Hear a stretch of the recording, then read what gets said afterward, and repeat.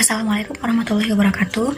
Kembali lagi bersama kami, kelompok 3 dari Biologi E yang beranggotakan saya sendiri, Lisha Trinsani. Kemudian ada rekan saya yaitu ada Rahma Alfaina, Siti Maliha, Ana Bilkis, dan Fatima Aulia Rahma. Nah, di sini kami akan membahas atau memaparkan mengenai penyakit menular seksual pada kesehatan reproduksi. Penyakit menular seksual atau infeksi menular seksual atau bisa disebut juga dengan penyakit kelamin adalah penyakit yang diteruskan melalui hubungan seks vaginal, seks anal, dan seks oral. Beberapa infeksi menular seksual dapat menyebar melalui penggunaan jarum obat yang tidak disterilkan dari ibu ke bayi selama proses kelahiran atau menyusui dan transfusi darah. Penyakit menular seksual yang pertama yaitu ada chlamydia. Chlamydia adalah PMS atau penyakit menular seksual yang disebabkan oleh Chlamydia trachomatis, merupakan bakteri yang menginfeksi manusia secara eksklusif. Penyakit menular seksual chlamydia merupakan penyakit yang paling umum atau yang paling terkemuka dalam penyakit menular seksual. Wanita pengidap chlamydia biasanya tidak ditemukan adanya tanda-tanda atau gejala. Jikapun ada, biasanya tidak spesifik seperti peradangan kandung kemih, peradangan cairan vagina, dan nyeri perut bawah ringan. Jika chlamydia tidak ditangani, dapat menyebabkan nyeri panggul ketika hubungan seksual, perdarahan antara periode menstruasi. Menular seksual yang kedua yaitu ada chancroid. Penyakit menular seksual ini adalah infeksi bakteri yang disebabkan oleh Streptobacillus gramophilus dureisi gram negatif dan ditandai dengan luka yang menyakitkan pada alat kelamin. Itu hanya menyebar melalui kontak seksual. Hal ini disebabkan kurangnya akses pelayanan kesehatan, stigma yang melekat pada mencari bantuan, dan kurangnya kesadaran kesehatan seksual pada masyarakat. Perkenalkan, saya Fatima Aulia Rahma. Saya akan melanjutkan pemaparan mengenai penyakit menular seksual dari rekan saya. Di sini saya akan memaparkan dua jenis penyakit menular seksual, yaitu penyakit gonore dan penyakit trichomoniasis. Penyakit gonore merupakan penyakit menular seksual yang disebabkan oleh salah satu bakteri. Bakteri yang dimaksud adalah bakteri Neisseria gonorrhoeae atau yang disebut juga dengan bakteri Gonococcus. Penyakit menular seksual ini juga dikenal dengan sebutan lain yaitu penyakit kencing nanah. Penyakit ini paling sering menular lewat hubungan seksual, khususnya saat seks oral atau seks anal. Penyakit ini berbahaya dikarenakan dapat menyerang bagian dubur, serviks atau leher rahim, uretra atau saluran kencing dan sperma, mata, dan tenggorokan. Penyakit ini juga dapat menyebabkan keluarnya cairan dari penis atau vagina dan rasa nyeri ketika buang air kecil. Jika seorang ibu yang sedang hamil terinfeksi dengan penyakit ini, maka akan tertular kepada bayinya ketika dilahirkan. Namun biasanya bayi yang terkena penyakit ini akan bermasalah pada bagian mata. Penyakit selanjutnya yaitu penyakit trichomoniasis yang merupakan penyakit menular seksual yang disebabkan oleh parasit bernama Trichomonas vaginalis.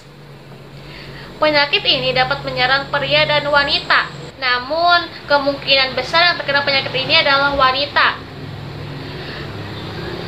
Pada wanita, penyakit ini kemungkinan besar akan mempengaruhi vaginanya. Sedangkan pada pria, infeksi penyakit ini dapat berkembang di uretra. Penyakit ini akan menyebar atau menular melalui hubungan seksual. Penyakit ini juga dapat menular lewat berbagai alat bantu seks yang tidak dibersihkan terlebih dahulu ketika akan dipakai. Penyakit ini sering tidak menimbulkan gejala. Walaupun tanpa gejala, seseorang yang menderita penyakit trichomoniasis tetap dapat menularkannya kepada orang lain. Penderita penyakit ini akan mengalami keputihan yang tidak biasa. Pada wanita, keluar cairan putih dari penis pada pria, rasa sakit saat buang air kecil, rasa sakit saat ejakulasi, rasa sakit atau ketidaknyamanan saat berhubungan seksual, dan dapat menyebabkan komplikasi pada kehamilan. Selanjutnya, saya Siti Maliha akan membahas mengenai silfis dan granula inguinale. Silfis adalah penyakit seksual yang disebabkan oleh infeksi bakteri Treponema pallidum. Penyakit ini mempunyai gejala seperti munculnya luka pada alat kelamin ataupun mulut. Luka ini pada umumnya akan bertahan antara 1-5 bulan dengan tidak adanya rasa sakit, tetapi mudah ditularkan. Oleh karenanya, segera tangani silfis ini, karena jika tidak, infeksinya akan berlanjut ke tahap berikutnya yang mirip dengan gejala flu, kerontokan rambut, hingga pitak. Dan jika dibiarkan juga, maka akan menyebabkan kelumpuhan, kebutaan, impotensi, dan bahkan terkena masalah pendengaran, serta hilangnya nyawa seseorang. Selanjutnya yaitu granula inguinale. Granula inguinale ini adalah infeksi menular seksual yang disebabkan oleh bakteri Klebsiella granulomatis. Penyakit ini biasanya terjadi pada orang yang berusia antara 20-40 tahun yang aktif secara seksual. Granula inguinale ini bisa ditandai dengan munculnya benjolan merah berukuran kecil yang tidak terasa nyeri di area kelamin. Dan benjolan ini membesar secara perlahan, kemudian pecah dan membentuk luka. Dan jika dibiarkan, tanpa pengobatan, luka ini dapat menjadi parut permanen. Selanjutnya, saya Rahma Alfaina akan membahas tentang ulkus mole. Ulkus mole adalah infeksi genital akut, setempat yang disebabkan oleh bakteri Haemophilus ducreyi. Masa tunas ulkus mole berkisar antara 2-35 hari dengan waktu rata-rata mencapai 7 hari. Adapun gejala dari ulkus mole tidak didahului dengan gejala prodromal sebelum timbulnya luka atau ulkus luka, biasanya lebih dari 1 buah.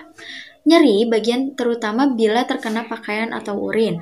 Dengan tanda radang yang jelas, benjolan di lipatan paha, sakit atau mudah sekali pecah, meninggalkan ulkus atau luka yang cekung yang dalam, dan terjadi kematian jaringan di sekitar. Komplikasi ulkus mole dapat berupa abses kelenjar lipat paha hingga fistula uretra. Selanjutnya ada lymphogranuloma venerum, LGV atau bubo. Lymphogranuloma venerum adalah infeksi menular seksual yang mengenai sistem saluran pembuluh limfe dan kelenjar limfe yang disebabkan oleh bakteri Chlamydia trachomatis L1, Chlamydia trachomatis L2, dan Chlamydia trachomatis L3. Adapun gejala lymphogranuloma venerum dapat dikenali biasanya dimulai dengan bintik atau lintingan kecil yang dalam waktu singkat kemudian menjadi erosi atau luka yang kadang-kadang tidak disadari oleh penderita karena tidak nyeri dan dapat sembuh sendiri dalam waktu singkat. Dalam waktu antara 1-4 minggu setelah luka tersebut sembuh, akan muncul pembengkakan di kelenjar lipatan paha yang disertai rasa nyeri, keras, berbentuk seperti sosis, dan komplikasi penyakit lymphogranuloma pada stadium lanjut pada pria dapat menyebabkan pembengkakan penis dan skrotum, sedangkan pada wanita menyebabkan pembengkakan bibir kemaluan. Assalamualaikum warahmatullahi wabarakatuh.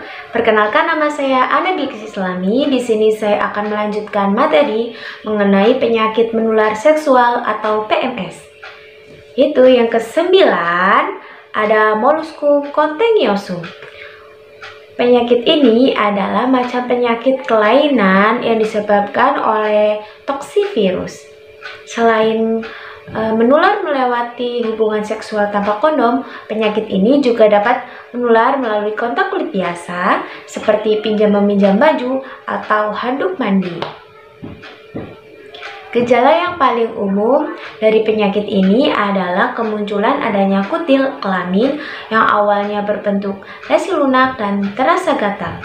Infeksi ini umumnya tidak diikuti oleh gejala sistematik lain seperti demam, mual, atau tidak enak badan. Pada penderita dewasa, ada beberapa metode yang bisa dilakukan dokter kulit yang dapat digunakan untuk mengobati penyakit ini, antara lain yaitu mengolasi bintil dengan asam trikloasetat, asam salisilat, atau tretionin, baik dalam bentuk krim maupun salep. Kemudian kedua, kuret atau scraping, yaitu mengikis bintil dengan menggunakan alat medis khusus.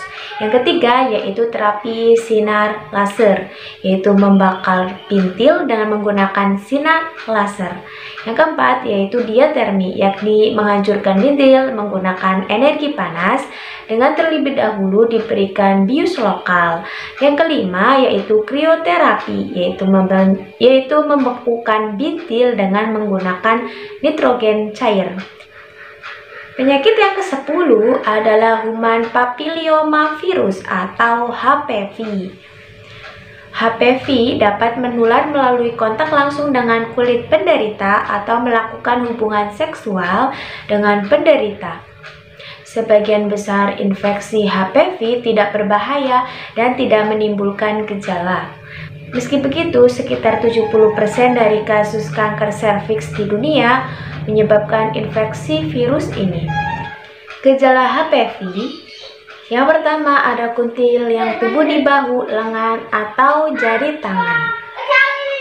Kutil ini dapat terasa sakit dan rentan mengalami pendarahan. Yang kedua, kutil yang tumbuh pada telapak kaki, berbentuk seperti benjolan keras dan terasa kasar, sehingga menimbulkan rasa tidak nyaman saat menapak. Yang ketiga, kutil di daerah wajah. Yang keempat, kutil kelamin. Kutil kelamin berbentuk seperti kembang kol dan bisa tumbuh pada kelamin wanita maupun laki-laki. Selain itu, kutil ini dapat tumbuh di dubur dan menimbulkan rasa gatal. Pengobatan infeksi HPV. Pengobatan infeksi penyakit ini sebagian besar kasus dapat hilang dengan sendirinya tanpa diobati. Namun, bagi yang telah terdiagnosis mengalami infeksi HPV, terutama wanita yang mengalami kutil kelamin, dokter wanita akan menganjurkan penderita untuk melakukan tes kembali dalam waktu 1 tahun. Adapun beberapa cara yang dilakukan. Yang pertama yaitu pemberian obat oles.